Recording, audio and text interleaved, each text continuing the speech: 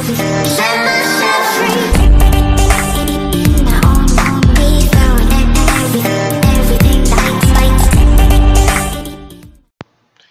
what is up guys, this is DJ Clan Smasher. Before I get started, I want to thank you all for watching my last video, the Dragloon with the clone spell. I hope that it helped you guys out.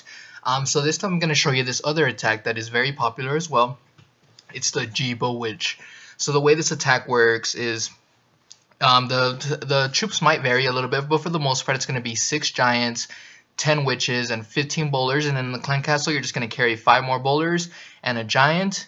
And then it's pretty much going to be, the spells are going to be about the same on almost every single one of the raids. 2 to 3 jumps, 2 rage, a heal, and then poison. So one of the main things that you want to do is you're just going to go ahead and spread your giants. At the very beginning, just kind of choose a section that you're going to go ahead and hit from. You usually want to hit 1 inferno at a time. You rarely want to hit both unless they're close enough where 1 jump spell can get both infernos together. You usually want to use the Grand Warden ability closer to the beginning to make sure that all the troops that you have in that aura stay alive. It's very important to do that because I've seen many mistakes where you go in there, they don't use the Grand Warden ability and everything just dies off. So nothing survives at all. So it's very important to use that Grand Warden ability closer to the beginning, especially when you see a big bomb that's about to trigger and all your troops are going to go down. You can just quickly tap on the Grand Warden ability to try to keep them all alive. It's pretty simple in this, and then every once in a while you can use earthquakes. In this specific raid, the main reason why I use earthquakes was because I figured that I can open up that first entrance and I didn't really need the 2 jump spells. It's easier because with the earthquakes, you know for sure that they're going to go through that specific route. With the jump spell, it can be a little iffy sometimes, but I usually tend to go with jump spells better just because you have more spells. You can jump into different spaces, but because of this space, the way the Inferno was set up and everything, I knew I could open up both sections, so it was pretty much like 2 jump spells in one. So that's the main reason why I chose Earthquake over jump spell, but for the most part, I usually tend to carry 3 jump spells instead. So anyways guys, like I said, you first spread out your giants to make sure you can trigger any big bombs or anything like that, and then you just do a line of witches, and then right behind that a line of bowlers. It's usually better to wait off on the heroes a little bit as far as the queen goes, just to make sure that the queen goes to the middle, because what I've seen is that if you send the queen at the very beginning, she might try to stray and go around. The other important note to keep in mind, especially for those that are CWL or you're dipping to get this attack going, is most likely the enemy clan castle is going to have a golem or lava. If it's Town Hall 10, a golem or a lava with a loon. So it's very important to poison the loon, because I've seen it where people forget, or they just see the lava or the golem and then they're just like, it's all good. But then that one balloon just trashes all the bowlers that are in the front or something. So it's very important to poison that loon. Even though it's just one loon, it can do so much damage.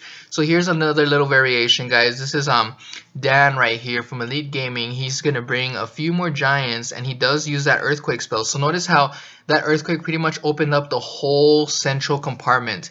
That is one of the great exceptions of using earthquake instead of jump, because all he needs to do is put 1 jump spell to get to the core, and after that it opens up the whole compartment of the base. So he spreads out the giants, he uses the witches, the bowlers, and then he sends in his heroes. He kind of held off on the king just to hope that the king's kind of reroutes to the middle, which it did. So that was another great thing that Dan did right here, because if he sent the king at the very beginning, it would go all the way around. You kind of want that king to go to the middle so it can act as another tank. In case your giants don't make it all the way to the middle, your king can cover for your bowlers and witches.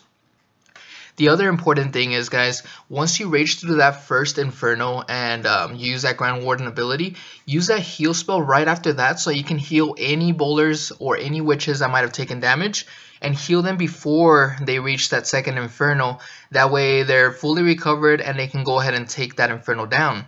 It's very important to do this because what happens is that when people don't take heal spells, there's a few that only just take rage, which is fine in some cases, but with these kinds of bases it's usually better to take a heal spell, because what happens is if you don't take that heal spell, all your troops are going to be very weak. You rage right through and you're going to rage them straight to a big bomb, everything's going to die, and there's not going to be anything left to take down the rest of the base.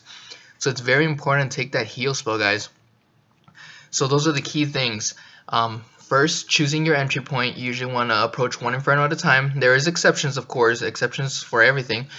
So like I said, you choose your entry point. It's best to try to hit one Inferno at a time. So here's Joshu. He's going to show us another example with the 8 giants. Instead, he just replaced 1 witch for a few more giants and then 2 archers.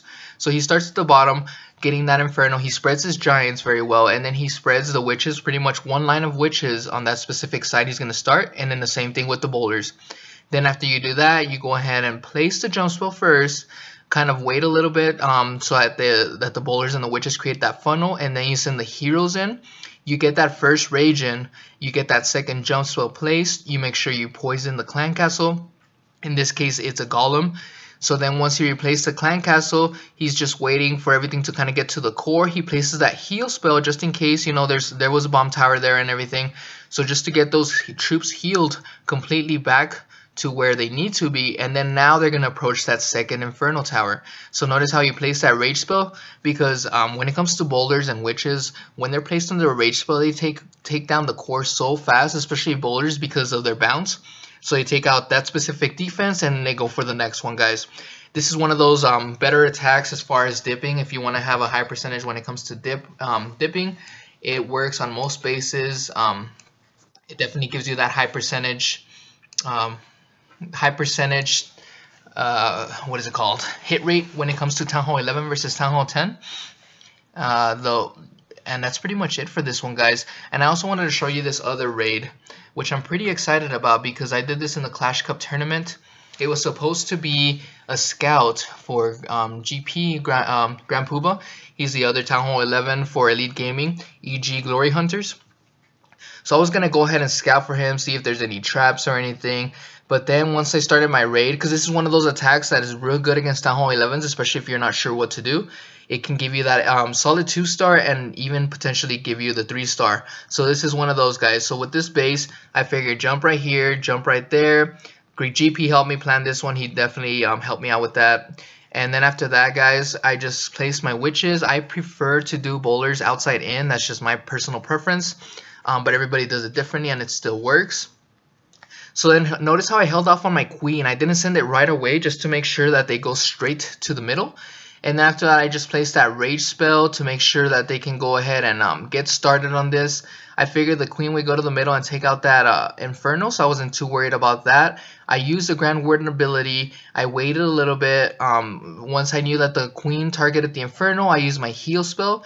Then after that, I jumped to that other Inferno to try to take that down. I used a rage spell on the top section to get those bowlers going to take down the core. After that, I figured it was going to be a solid 2-star, you know. I didn't think it was going to go too far.